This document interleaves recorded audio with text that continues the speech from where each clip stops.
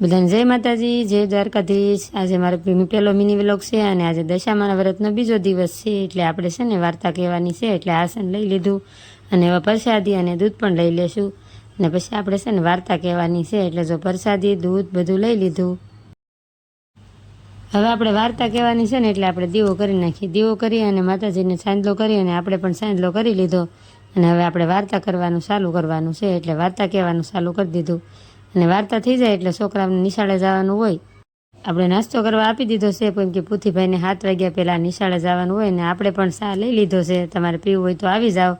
ચા પીને નવરા થયા હતા, ચા પીને પછી 15મી ઓગસ્ટની ઉજવણી હતી એટલે નિશાળે ઝંડો લઈ જવાનો હતો ને એટલે ઝંડાને સિલાઈ रुको जरा सबर करो। મારી અને મસ્ત મજાનો તિરંગો કરી દીધો છે તૈયાર।